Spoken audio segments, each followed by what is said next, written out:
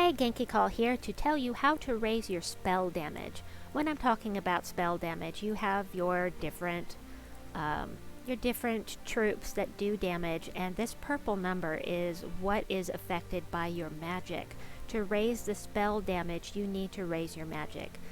There are many ways to raise your magic in the game, and each additional one magic will add 1 point of damage to that, and that doesn't sound like much, but you're going to see that it really stacks up.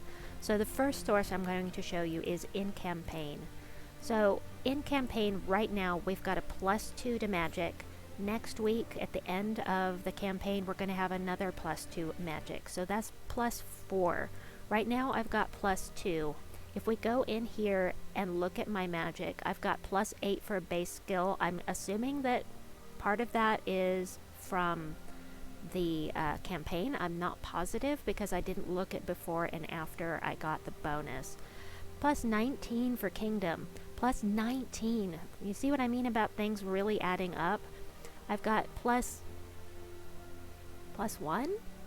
No, +4 for guild bonus. And +1 for renown. I'm sorry, my eyes aren't great.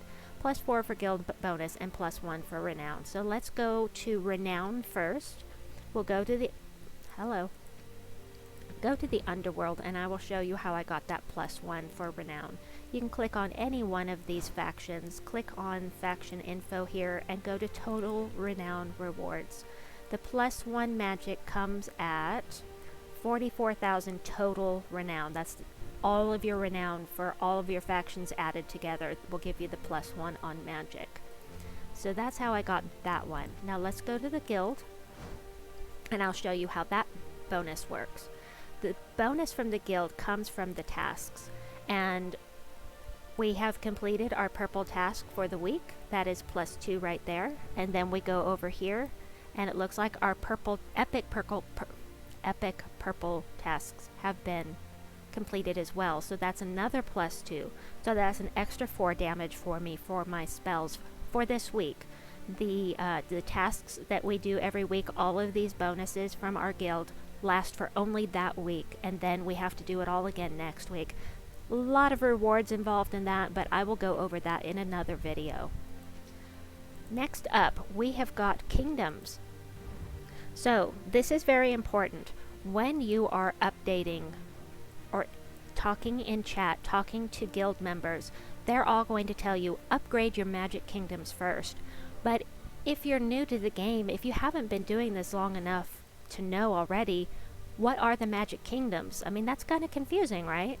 So let me tell you what they are. Karakoth, Blighted Lands, Darkstone, Zul'Kari, and Silverglade. Now, when they say upgrade kingdoms, all of the kingdoms have a level and a power level. We're ignoring the power level right now. We're just focusing on the level. And so when you get to level 10 on each one of your kingdoms, you get a bonus to stats. These 5 kingdoms have a +1 to magic stats. So you want to upgrade these 5 kingdoms first if you can. Up to level 10, it is only going to cost you gold to get up there, I think. My memory says it's only gold up to level 10. After that, you're going to need to have gold and deeds, and then gold, deeds, and imperial deeds. Save your purple deeds for your magic kingdoms.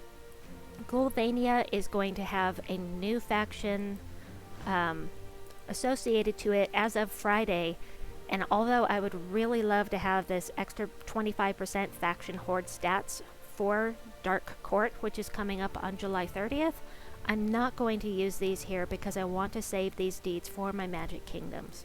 Now, one of these locations does not use purple deeds, and only one. Zul'Kari uses green deeds. So green deeds are good to save at least until you get to level so we have a +1 to magic at level 10. We have a +1 to magic at level 15. This is for all of the kingdoms. Let me show you very quickly here. Any kingdom here will do. We'll go in here. This one has a +1 to armor. and then another one will have a +1 to life. They all have different ones associated to them, and I will put a link in the description box below of which kingdoms do what and upgrading kingdoms, just so you can have that information. I'll go over all of that in a video specifically about leveling kingdoms. Now there is another way to raise your magic. One more way that I can think of right offhand, and that is through the medals.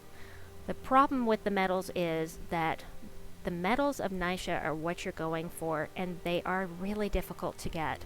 So, medal of Nisha, well, let's start with the badge of Nisha. So you get 3 of these tokens, and you get one of these one of these badges of Nisha. That gives you +1 magic for all of your troops. A medal of Nisha gives you +4 magic for all of your troops, and they stack. So you can have up to +12 magic just from these medals of Nisha. They are super hard to get. You can only get them from doing explore mythic boss battles at level 10 or higher. I have never gotten one at level 10. I've only gotten them at level 12. So let me show you what it looks like to have just 2, not just, but to have 2 medals of Nisha. Let me go back to that Queen Bee team and show you her attack before I equipped the medals was 90. Where are you, Queen Bee? There she is. Queen Beatrix, it was 90 before, now it's 106. So you see how much of a difference that magic has on your spell attack. It's really powerful, and that is why people are going to be telling you, upgrade your magic kingdoms first. Work on your renown and all of these other factors that will raise your magic. Anything you can get that's going to raise your magic is going to be good for your team. Of course, some teams are skull based, but for the most part, in this game, you really want to have your magic boosted. So that is what I needed to tell you. I hope this was helpful and that I haven't left anything out. Please comment down below if there's anything I missed or if you have any questions. Please like and subscribe as well, and we will see you next time. Bye-bye.